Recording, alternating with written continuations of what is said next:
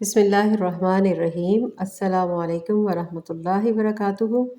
آج ہم انشاءاللہ را کے جو قواعد ہیں، آپ کہیں گے کہ را کے بھی قواعد ہوتے ہیں، 100% اس کے بھی رولز ہیں، ان کو انشاءاللہ سمجھیں گے کیونکہ عربی گرامر کے لیے آپ کو ان چھوٹی چھوٹی چھوٹی چھوٹی باتوں کو بھی سمجھنا بہت ضروری ہے۔ را کو پہلے سمجھیں کہ را کو بیسیکلی موٹا کرنا، جو ہم عربی لینگویج میں یوز کرتے ہیں، تفخیم کرنا کیا ہوتا ہے؟ تفخیم کرنا مطلب را کو موٹا کرنا، اور کہاں پہ باریک پڑی جائے گی انشاءاللہ اس کے بارے میں بھی ہم ڈسکس کریں گے آج۔ تو لہٰذا یہ نیچے جو میں نے جو حالتیں لکھی ہیں 4، ان حالتوں میں آپ نے را کو موٹا کرنا ہے۔ سمجھتے ہیں ایگزامپلس کے ساتھ۔ را پر زبر ہو، آپ بھی اپنی کاپی پیجز لے کے نا اس کو نوٹ کر لیں تاکہ ویڈیوز یا چیزیں آپ کے پاس شاید ڈیلیٹ ہو جائیں۔ یہ چیزیں نہیں ڈیلیٹ ہوتی، آپ کے پاس ڈائری اپنا نوٹ بک ہونی چاہیے۔ را پر زبر ہو، ٹھیک ہے، نمبر 1۔ نمبر 2، را پر پیش ہو۔ را کے اوپر تشدید یا مشدد، ٹھیک ہے، اس کے اوپر ایسے لکھا ہوگا تو، اور اس سے پہلے مطلب تشدید ہوگی را کے اوپر، اس سے پہلے اگر زبر ہو یا پیش ہو تو بھی ہم کیسے پڑھیں گے انشاءاللہ جانیں گے۔ اب را ساکن، را ساکن مطلب را کے اوپر یہ جزم پڑی ہوئی ہے، سا یا ساکن یا جزم ایک ہی بات ہوتی ہے۔ را کے اوپر یہ جزم پڑی ہوئی ہے، اس سے پہلے اگر پیش یا زبر ہوگی تو بھی ہم نے را کو کیسے پڑھنا ہے؟ موٹا پڑھنا ہے، پور پڑھنا ہے۔ ان کو اگزامپل سے سمجھتے ہیں اب تھوڑا سا۔ دیکھیں جی، را کے اوپر جب زبر ہوگی تو، را پر زبر ہو تو کیسے پڑھیں گے؟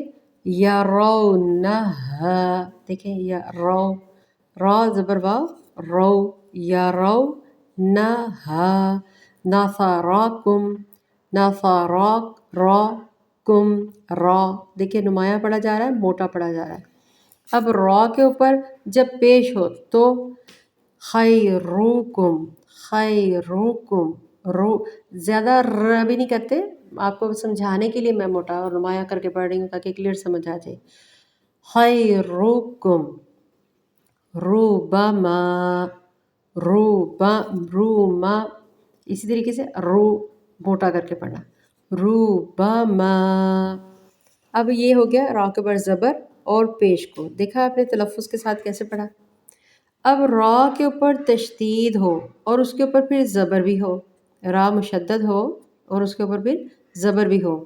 سب سے پیاری مثال اللہ تعالیٰ کا پیارا نام اسماء حسنہ میں سے الرحمن، ایسے پڑھتے ہیں نا ہم، رحمن، اس طرح جو پڑھتے ہیں رحمان، رحمان تو نہیں نا، رحمن مطلب را کے اوپر تشدید بھی ہو اور اوپر زبر بھی ہو۔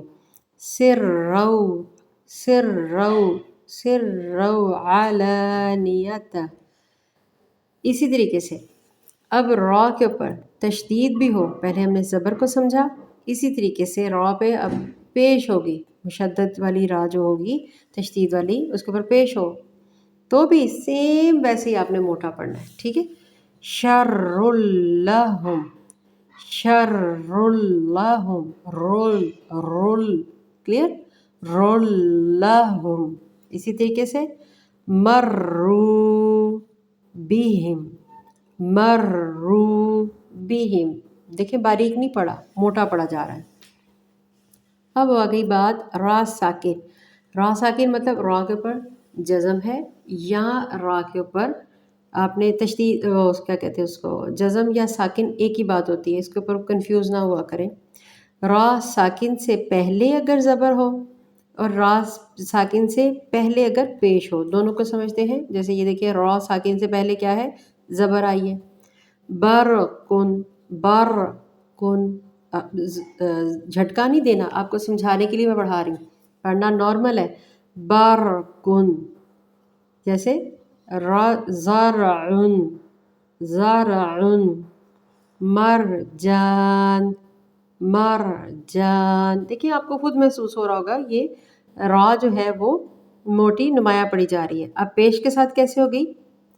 یرزقون، یرزقون، برہان، برہان، یہ تمام حالتیں را کے پر زبر ہو، پیش ہو اور چاہے را مشدد کے اوپر زبر زیر ہو، سوری زیر نہیں پیش ہو، چاہے را ساکن سے پہلے زبر یا پیش ہو، ان تمام حالتوں میں ہم نے را کو موٹا پڑھنا ہے، تفخیم کرنی ہے، یہاں پہ نمایاں پڑھنا ہے۔ اب تھوڑی سی بات اور بھی سمجھتے ہیں را کے ساکن زیر کے حوالے سے۔ دیکھیں جی، زیر کی ڈیفینیشن کو سمجھ لیں۔ بعض اوقات را ساکنہ سے پہلے زیر ہوتی ہے، ٹھیک ہے، را ساکن سے پہلے زیر ہوتی ہے، اور بعد میں اسی ہر لفظ کے اندر نا، میں اگزامپل نیچے بتا رہی ہوں، اسی لفظ کے اندر، اسی کلمے کے اندر حروف مستعلیہ اسی کلمے میں ہوں گے۔ حروف مستعلیہ یاد ہے نا، میں نے لکھتی ہیں احتیاطاً، خا، صاد، ضاد، طا، ظا، غائن، قاف، یہ 7 جو ہیں حروف مستعلیہ، ان سے پہلے کیا بات ہو رہی ہے؟